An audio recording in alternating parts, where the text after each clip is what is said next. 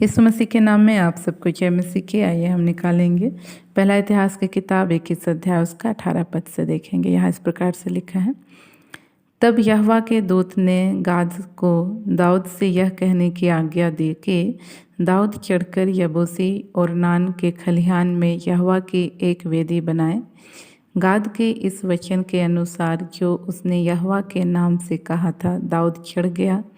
तब ओरनान ने पीछे फिर के दूत को देखा और उसके चारों बेटे जो उसके संग थे छिप गए। ओरनान उस समय गेहूं दाव रहा था।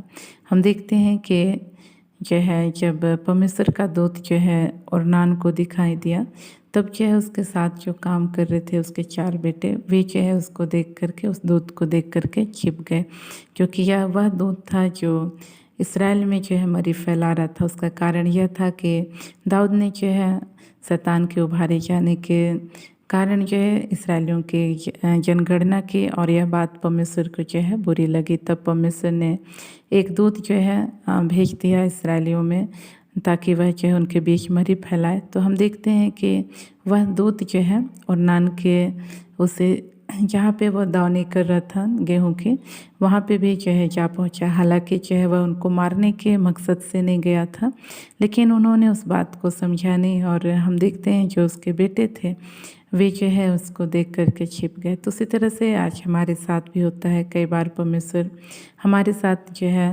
भलाई करने के लिए अपने लोगों को भेजता है, जो कि उसके दूत के समान ही है कहना चाहिए। उनको जो है हमारे पास भेजता है, लेकिन हम उनको ना पहचान पाने के कारण क्या करते हैं, उनसे दूर भागते हैं, हम जो है उन छिप जाते हैं।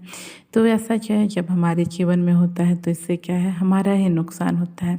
इसलिए आज हमको चाहिए कि हम जो है हमारे जीवन में किनको परमेश्वर ने भलाई करने के लिए भेजा है, उनको जो है हम पहचानें और उनको जो है सम्मान दें, उनके साथ जो है हम अच्छा व्यवहार करें, ताकि जो है परमेश्वर उनके द्वारा हमारे जीवन को क्या करें, आशीषित कर सकें। हम देखते हैं पिछले दिनों में हम देख रहे थे कि किस प्रकार से परमेश्वर ने शिमशोन को जो है इसराइलियों की छुड़ौती के लिए तैयार किया था, लेकिन वे उसको न जान पाने के कारण जो है उसको जो है अपने शत्रुओं के हाथ में जो है, जिनको परमेश्वर ने जिस व्यक्ति को इसराइलियों को छुड़ाने हेतु तैयार किया था अर्थात शिमशोन को, उसी को जो है वे क्या कर रहे थे, अपने शत्रुओं के हाथ में सौंप रहे थे। तो इस तरह से प्रियो हम कई बार नहीं जान पाते हैं, जिसके कारण हम क्या करते हैं, जो हमारे लिए आशीष का कारण है उन्हीं को हम जो है अपने से क्या कर देते हैं, दूर करते हैं, या तो फिर उनसे जो है हम छिपने लगते हैं। तो ऐसा हमको आज नहीं करना है, क्योंकि हम इस संसार में जब पाए जाते हैं तो हमारे जीवन में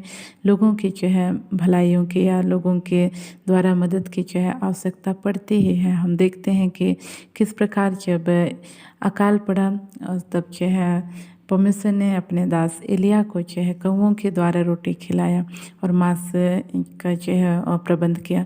लेकिन यदि हम वहाँ पे गौर करें तो पाएंगे कि उस रोटी को बनाने वाले, उस मांस को पकाने वाले कोई और थे, और वे जो है परमेश्वर से हम देखते हैं कि एक प्रकार से संबंध रखते थे, हम कह सकते हैं, क्योंकि परमेश्वर अपने दास को कभी भी फेंकी हुई जो है रोटी नहीं खिलाएगा, लेकिन वह उत्तम भोजन से क्या करता है, तृप्त करता है। जब लोगों को खाने पीने की कमी थी उस समय परमेश्वर अपने दास को क्या कर रहा था, उत्तम भोजन से तृप्त कर रहा था। तो वो उत्तम भोजन कहाँ से आ रहा था, वह उत्तम भोजन उस स्थान से आ रहा था जहाँ पास जो है लोग जो है क्या करते थे, परमेश्वर का भय मानते थे। क्योंकि हम जानते हैं परमेश्वर का वचन बताता है कि वह अकाल के समय तुझको तृप्त रखेगा कहता है, अर्थात अपने भय मानने वालों को परमेश्वर क्या करता है, अकाल में भी तृप्त रखता है। तो ये वे लोग थे जो कौवों को रोटी दे रहे थे, या जो है हम कह सकते हैं मांस दे रहे थे। ये वे लोग थे जो परमेश्वर का भय मानते थे, और इनके पास इतना था कि वे जो है खुद भी खा करके तृप्त थे, और जो है परमेश्वर के आज्ञा के अनुसार जो है कौवों के सामने जो है उस रोटी को जो है रखते थे। वो भी जो है बड़े अच्छे तरीके से रखते रहे होंगे, क्योंकि फेंकने से क्या होगा, रोटी खाने लायक नहीं रहेगा। तो हम कह सकते हैं आदर के साथ बर्तन में वे जो है रखा करते रहे होंगे, तब जो है कौवे आकर के उस रोटी को और जो है मांस के टुकड़ों को जो है परमेश्वर के दास एलिया तक जो है पहुंचाते थे। तो उसी तरह से परमेश्वर ने आज हमारे जीवन में कई लोगों को क्या किया है, सहायता के लिए रखा है। तो हमको जो है ऐसों का आदर करना है, उनके लिए प्रार्थना प्रार्थना करना है और उनके साथ जो है मेल मिलाप के साथ रहना है।